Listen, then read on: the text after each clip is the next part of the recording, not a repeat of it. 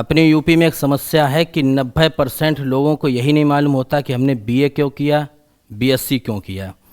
बहुत लोगों को नहीं मालूम है, और जब बीए बीएससी हो जाता उसके बाद पता चलता है कि हमने बेकार में कर लिया। अब ऐसे समझ लो यूपी ट्रिपल एससी से जितनी वैकेंसी आई हैं इस समय 10 से 12 हज़ार पद, तो किसी में नॉर्मल बीए बीएससी मांगा ही नहीं गया, किसी में बीएससी एग्रीकल्चर मांगा गया, किसी में आईटीआई मांगा गया, किसी में पॉलीटेक्निक मांगा गया।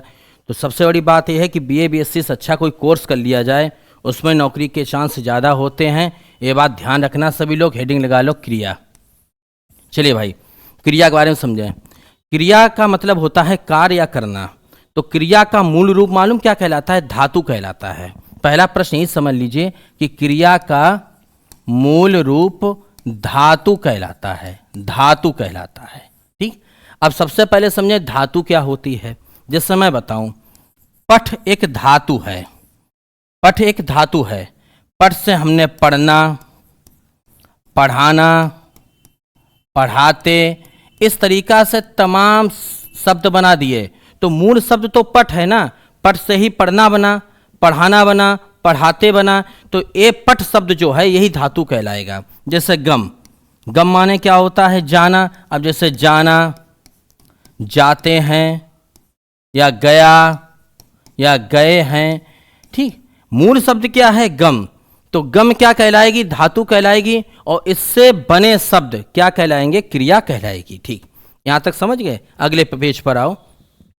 अगला ये होता है, एक होती है सहायक क्रिया, सहायक क्रिया, और एक होती है मुख्य क्रिया, मुख्य क्रिया। जैसे कोई वाक्य लिखा हुआ है तो उसमें दो क्रियाएं हो सकती हैं, एक सहायक और एक मुख्य। जैसे मैं बताऊं, है, हूं, हो, थे, इस प्रकार के जो शब्द हैं ये कहलाती है सहायक क्रिया।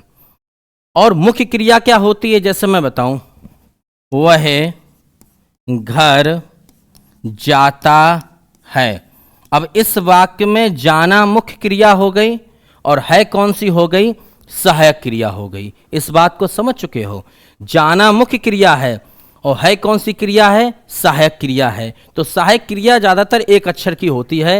हैं, हूँ, हो, थे, इस प्रकार के शब्द सहायक क्रिया के अंतर्गत आते हैं। क्लियर है भाई? परीक्षा में पूछा जाए बता देना। अब हम क्रिया के भेद देखते हैं जो सबसे ज़्यादा इंपॉर्टेंट है, कुछ नए भी पढ़ेंगे। क्रिया के भेद में सबसे पहले समझिए सकर्मक क्रिया। सकर्मक क्रिया, सकर्मक क्रिया किसे कहते हैं? सकर्मक का अर्थ हुआ कि जिसमें कार्य का प्रभाव यदि कर्म पर पड़ता है, कार्य का प्रभाव, क्रिया का प्रभाव यदि कर्म पर पड़ता है तो वो सकर्मक क्रिया कहलाती है। जैसे मैं बताऊं, अरविंद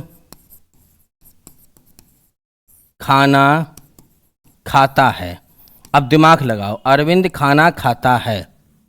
देखिए, अरविंद तो कर्ता हो गया, खाना क्रिया हो गई, सॉरी खाना कर्म हो गया, एक कर्ता हो गया, एक कर्म हो गया। एक खाना जो है, या यहाँ लिख दीजिए भोजन खाता है, भोजन लिख दें ज़्यादा क्लियर होगा, भोजन। और खाना जो है वो क्या होगी? क्रिया होगी। कौन सी क्रिया हो गई? ये मुख्य क्रिया हो गई। और है कौन सी क्रिया हो गई? सहायक क्रिया हो गई।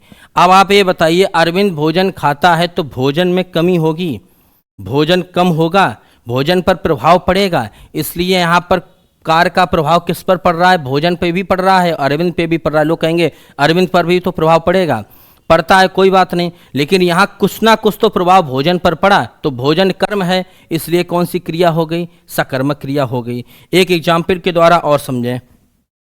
जैसे मैं पत्र लिखता हूं, मैं पत्र लिखता हूं। यहां पर पत्र क्या है? कर्म है। लिखना क्या है? सहायक मुख्य क्रिया है। लिखना मुख्य क्रिया है। और है क्या है? सहायक क्रिया है। ये सहायक क्रिया है।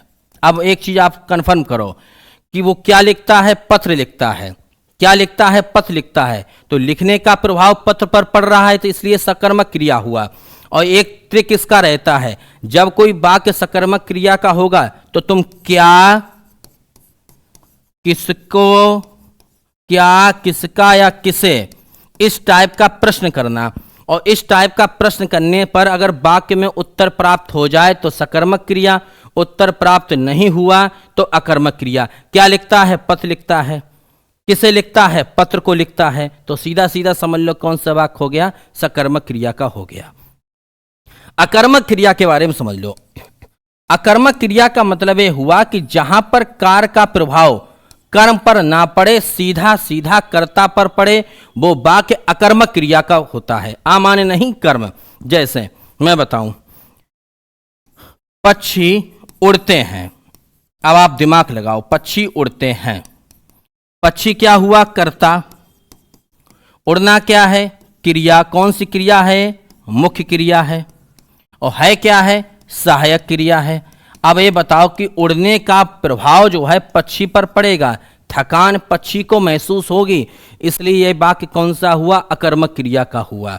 भाई उड़ने का सीधा प्रभाव पक्षी पर पड़ेगा और भाई थकान पक्षी को होगी, इस वजह से कौन सा क्रिया हुआ? अकर्मक क्रिया का वाक्य हुआ। ठीक, एक एग्जाम्पल और अकर्मक क्रिया का पूछा जाता है, मैं बताऊं। जैसे पक्षी आकाश में उड़ते हैं। पक्षी आकाश में उड़ते हैं। लोग इसको सकर्मक क्रिया का वाक्य मानते हैं, जबकि ये सकर्मक क्रिया का वाक्य नहीं है। क्यों नहीं है? देखो, पक्षी तो कर्ता हुआ, आकाश कर्म हुआ, उड़ना मुख्य क्रिया है, सहायक क्रिया। अब आप एक कल्पना करके देखो कि उड़ने का प्रभाव जो है वो पक्षी पर पड़ेगा, ना कि आकाश पर। आकाश को कौन सा नुकसान हो जाएगा? आकाश को किसी प्रकार की कोई हानि नहीं होगी। 1% प्रभाव भी आकाश पर नहीं पड़ेगा, पूरा का पूरा प्रभाव उड़ने का पक्षी पर पड़ेगा। तो यहां पर कर्म होते हुए भी ये वाक्य अकर्मक क्रिया का रहेगा। क्यों रहेगा? क्योंकि यहां पर कार्य का प्रभाव कर्म पर पड़ा ही नहीं, कार्य का प्रभाव सीधा सीधा पक्षी पर पड़ा है। भाई बताइए, कार्य का प्रभाव सीधा सीधा पक्षी पर पड़ा है, इसलिए वाक्य कैसा हो गया? अकर्मक क्रिया का हो गया। सेकेंड बात, क्या, किसको और कैसे, हमने अभी बोला था। इन प्रश्नों का अगर प्रश्न करते हैं, इसका अगर उत्तर मिल जाए, जैसे क्या उड़ता है तो पक्षी उड़ता है। अब क्या में आकाश का नाम तो आ नहीं रहा है, ये अकर्मक क्रिया का हो गया। ठीक, अगला आ जाओ, द्विकर्मक क्रिया। द्विकर्मक क्रिया, द्विकर्मक क्रिया करते हुआ जहां पर दो कर्म हो, जिस वाक्य में दो कर्म हो वो द्विकर्मक क्रिया का वाक्य कहलाता है। जैसे अध्यापक ने छात्रों को हिंदी पढ़ाई। अब दिमाग लगाओ, अध्यापक ने छात्रों को हिंदी पढ़ाई। अध्यापक कर्ता हुआ, छात्र कर्म हुए, हिंदी कर्म हुई और पढ़ाना क्या हुआ? क्रिया हुआ। अब एक बात देखिए आप जरा, यहां पर कितने कर्म हैं? यहां पर दो कर्म हैं, एक छात्र कर्म है, एक हिंदी कर्म है। तो यहां पर दो कर्म है, इसलिए कौन सा वाक्य होगा? द्विकर्मक क्रिया का वाक्य होगा। साफ साफ लिखा है छात्र और हिंदी, तो ये द्विकर्मक क्रिया का वाक्य हुआ जहां पर दो कर्म हो। ठीक, जैसे अरविंद ने राहुल को पुस्तक दी। पुस्तक दी। अब दिमाग लगाओ, अरविंद कर्ता, राहुल कर्म, पुस्तक कर्म और देना क्रिया। यहां पर कितने कर्म हैं? दो कर्म हैं, इसलिए वाक्य कैसा हो गया? द्विकर्मक क्रिया का वाक्य हो गया। अगले पॉइंट पर आओ, प्रेरणार्थक क्रिया। प्रेरणार्थक क्रिया का मतलब यह हुआ जहां पर कर्ता स्वयं कुछ ना करके वो कार्य किसी दूसरे से कराए, वो प्रेरणार्थक क्रिया का वाक्य होता है। जैसे मैं बताऊं, राम राहुल से पत्र लिखवाता है। पत्र लिखवाता है। अब आप दिमाग लगाइए, राम राहुल से पत्र लिखवाता, राम खुद तो पत्र लिखता नहीं है। भाई राम राहुल से पत्र लिखवाता है तो राम ने पत्र लिखवाया है, किससे लिखवाया है? राहुल से लिखवाया है, इसलिए यहां पर प्रेरणार्थक क्रिया है, क्योंकि राम ने खुद नहीं लिखा है। और प्रेरणार्थक क्रिया का एक ट्रिक होता है, उसमें वाना शब्द लगा देते हैं। जैसे मैं प्रेरणार्थक क्रिया बताऊं कि गिरना से गिरवाना, हमने साले को गिरवा दिया। पढ़ना से पढ़वाना, कोई बना लो आप। ठीक, उड़ना से उड़वाना, अगर वाना प्रत्यय लगा दोगे तो वाक्य प्रेरणार्थक क्रिया का हो जाता है। प्रश्न परीक्षा में पूछा भी जाता है कि गिरना की प्रेरणार्थक क्रिया क्या होगी, गिरवाना। पढ़ना से पढ़वाना, उड़ना से उड़वाना, चलना से चलवाना, लिखना से लिखवाना। ठीक है, कोई बना लो। जगना से जगवाना, ये हो गए प्रेरणार्थक क्रिया के वाक्य। अगला आ जाओ भाई, अगला आता है संयुक्त क्रिया। संयुक्त क्रिया का वाक्य क्या होता है? जहां पर दो क्रियाएं एक साथ जुड़ी हों वो संयुक्त क्रिया का वाक्य होता है। दो क्रियाएं, क्योंकि संयुक्त माने होता है जुड़ा हुआ। जैसे वह खा चुका। अब जरा देखना, वह तो कर्ता मान लो, खाना एक क्रिया हुई और चुकना एक क्रिया हुई। यहां पर दो क्रियाएं हैं, एक खाना और एक चुकना। तो दो क्रियाएं एक साथ जुड़ी हुई हैं, इसलिए वाक्य कौन सी क्रिया का हुआ? संयुक्त क्रिया का हुआ। जैसे राहुल गीता पढ़ने लगा। अब जरा दिमाग लगाओ, राहुल तो कर्ता, गीता कर्म, और यहां पर दो क्रियाएं, एक पढ़ना और एक लगना। तो पढ़ना और लगना दो क्रियाएं एक साथ हैं, इसलिए वाक्य कौन सा हुआ? संयुक्त क्रिया का हुआ। क्लियर हो गया भाई? जहां पर दो क्रियाएं एक साथ हों। अगला नाम धातु क्रिया। नाम धातु क्रिया का मतलब होता है कि जब कोई संज्ञा हो या कोई विशेषण है, कोई संज्ञा शब्द है या कोई विशेषण शब्द है, उससे हम क्रिया बना दें तो वो क्या कहलाती है? नाम धातु क्रिया कहलाती है। मतलब नाम था संज्ञा का, नाम था विशेषण का, लेकिन हमने उसको क्रिया जबरदस्ती बना दी। जैसे फॉर एग्जाम्पल देखना, जैसे मैंने लिखा लात, लात संज्ञा है और लात से मैंने लिख दिया लतियाना। ठीक। जूता, जूता एक संज्ञा है और जूता से किया जुतियाना, गांव में बहुत चलता है। ठीक। लात से लतियाना, जूता से जुतियाना। तो लात और जूता संज्ञा थे, हमने इससे बना दी क्रिया, तो ये नाम धातु क्रिया हो गई। विशेषण में आ जाओ, जैसे ठंडा, ठंडा शब्द विशेषण है, ठंडाना। गर्म, गर्म शब्द विशेषण है, गर्माना। ये शब्द जो हैं, जो शब्द संज्ञा हो या विशेषण हो और उसको हम अगर क्रिया बना दें तो वो शब्द कहलाता है नाम धातु क्रिया का। क्लियर? अगले पॉइंट पर आ जाओ, पूर्वकालिक क्रिया। पूर्वकालिक क्रिया, देखो भैया हेडिंग से ही समझ लो। पूर्व काल में जहां पहले एक काम हो जाए उसके बाद कोई दूसरी क्रिया हो तो पूर्वकालिक क्रिया कहलाती। पहले एक काम हो जाए यानी पहले एक क्रिया हो, उसके बाद दूसरी क्रिया हो, एक क्रिया पहले पूरी हो चुकी हो और दूसरी क्रिया होने वाली हो, तो इसको कहते हैं पूर्वकालिक क्रिया का वाक्य। जैसे मैं बताऊं, राहुल रोटी खाकर सो गया। अब वाक्य को पढ़ो पहले। राहुल रोटी खाकर सो गया, तो पहले उसने क्या खाई है? रोटी, यानी पहले समय में रोटी खाया गया, उसके बाद वो सोया है, तो सोना बाद में हुआ है, यानी पूर्व समय में एक काम हो चुका था, बाद में दूसरा काम हुआ है। राहुल रोटी खाकर सो गया। ठीक, ये हो गया पूर्वकालिक क्रिया का वाक्य। जैसे मैं अभी सोकर उठा हूं। अब दिमाग लगाओ, पहले सोया है उसके बाद उठा है, पहले काम सोने का कंप्लीट हो चुका है, अब उठने का काम हो रहा है, तो पूर्व काल में एक काम कंप्लीट है, उसके बाद दूसरा काम हो रहा है, इसलिए कौन सा वाक्य हुआ? पूर्वकालिक क्रिया का वाक्य हुआ। अगला आ जाओ, अगला है भैया अनुकरणात्मक क्रियाएं। अनुकरणात्मक क्रिया, ये कौन सी क्रिया होती है? अनुकरणात्मक क्रिया वो होती है जो ध्वनि से संबंधित हो। जहां पर ध्वनियों की बात आ जाए वहां पर अनुकरणात्मक क्रियाएं मानी जाती हैं। ध्वनियों के अनुकरण को, ध्वनियों के दोहराव को, दोहराव को हम क्या बोलते हैं? अनुकरणात्मक क्रिया बोलते हैं। जैसे मैं बताऊं, खटखट, खटखट से खटखटाना, खटखटाना। अब खटखटाने में क्या होता है? लगातार आदमी बजा के रह जाता है, अनुकरण करके रह जाता है। जैसे थरथर से थरथराना, थरथराना। चरचर से चरचराना, चरचराना, ये सब ध्वनियां हैं। खटखटाना, थरथराना, चरचराना, ये ध्वनियों का अनुकरण है, इसलिए कौन सी क्रिया हुई? अनुकरणात्मक क्रिया हुई। अगले पॉइंट पर आ जाओ।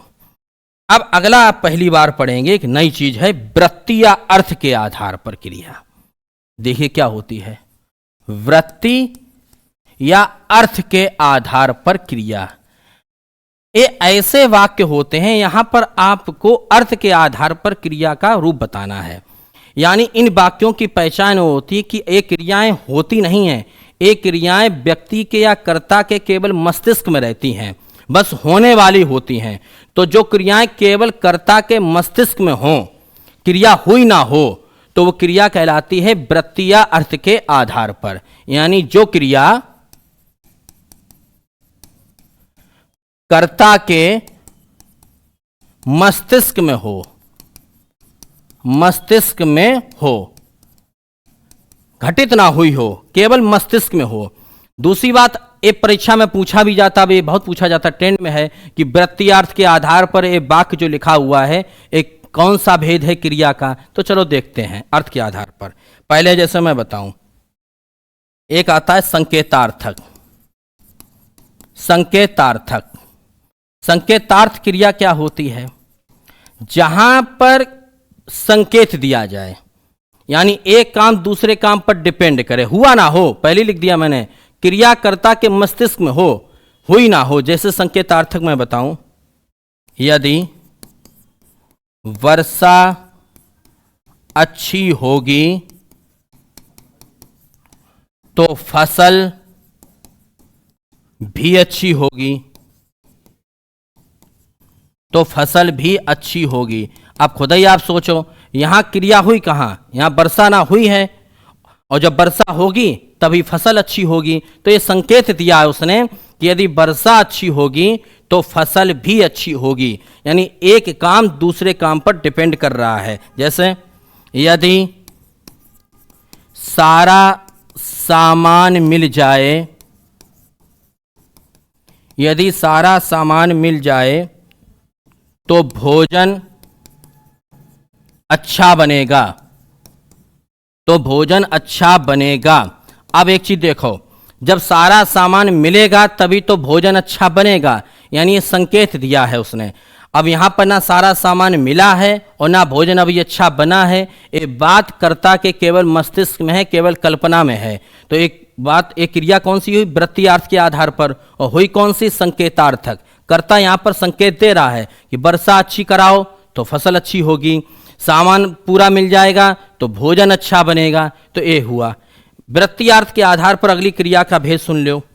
अगला पूछा जाता है जैसे आपसे संदेहार्थक, संदेहार्थक क्रिया।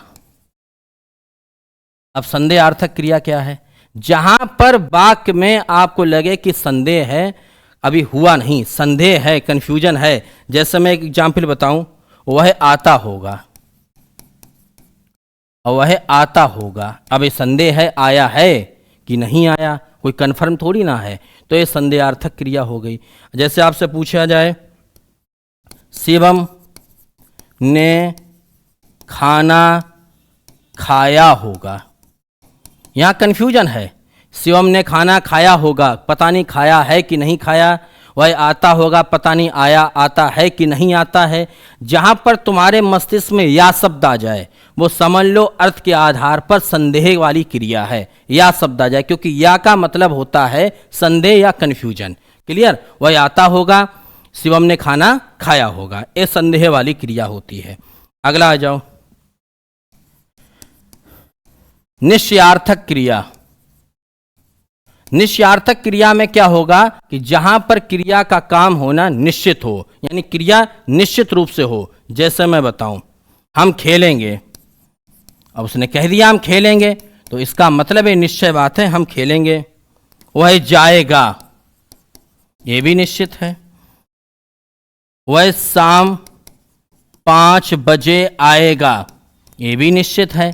तो जहां पर तुम्हें लगे कि काम बिल्कुल कंफर्म 100% होना ही होना है, तो वहां पर निश्चयार्थक क्रिया होगी वृत्ति या अर्थ के आधार पर। अगला आ जाओ, एक और आपसे पूछा जाता है आज्ञार्थक क्रिया।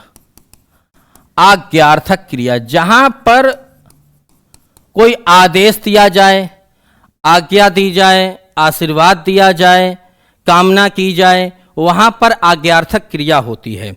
जैसे गरीबों की मदद करनी चाहिए, ये हमने आपको सुझाव दिया, ये आज्ञा दी, मतलब एक हमने आपको एक प्रकार से सुझाव दे दिया कि गरीबों की मदद करनी चाहिए। तो ये कौन सा वाक्य हुआ? आज्ञार्थक वाक्य हुआ। आप करो चाहे ना करो, वो आपके ऊपर डिपेंड करता है। जैसे अगला मैं बोलूं, राम तुम घर जाओ। अब राम तुम घर जाओ, या केवल लिख दूं मैं राम घर जाओ, तो राम घर जाओ को राम को क्या दिया गया है? आज्ञा दिया गया है। तो ये भी कौन सा वाक्य होगा? आज्ञा के अर्थ में वाक्य है, आज्ञार्थक क्रिया का वाक्य हुआ। जैसे जरा मेरी सहायता करो। अब जरा मेरी सहायता करिए, ये आपसे हमने अनुमति मांगी है, प्रार्थना की है। तो जहां पर प्रार्थना की जाए, जहां पर आपको आदेश दिया जाए, या जहां पर आपको कोई संकेत दिया जाए, वो आज्ञार्थक क्रिया का वाक्य होता है। क्लियर हुआ भैया? अब अगली हेडिंग आती है पक्ष के आधार पर। पक्ष के आधार पर भी क्रिया के भेद होते हैं। यहां पक्ष का मतलब है स्थिति, कि क्रिया किस स्थिति में पूरी हुई है। वो तो अर्थ के आधार पर थी, यहां पर क्रिया किस स्थिति में पूरी हुई है उस आधार पर। वृत्ति में क्या होता था कि क्रिया केवल मस्तिष्क में रहती थी, कर्ता उसको करता नहीं था। लेकिन पक्ष में क्रिया होती है, तो पक्ष के आधार पर ये कह सकते हैं, इसमें क्रिया की स्थिति के आधार पर बताया जाता है। क्रिया की स्थिति के आधार पर भेद करते हैं, स्थिति के आधार पर। जैसे मैं बताऊं, एक आपसे पूछा जाता है नित्यता बोधक, इसके एग्जाम्पल देख लो। नित्यता बोधक या आवृत्ति मूलक क्रिया। आवृत्ति मूलक क्रिया ये क्या होती है? जो काम आपको लगता हो प्रतिदिन होता हो, समय पर होता हो, बिल्कुल निश्चित हो, वो नित्यता बोधक में या आवृत्ति मूलक में आएगा। जैसे जो प्रतिदिन होता हो, टाइमली होता हो, जैसे सूरज पूरब से निकलता है। सूरज पूरब से निकलता है, ये भैया निश्चित है, पर डे ये काम होता है।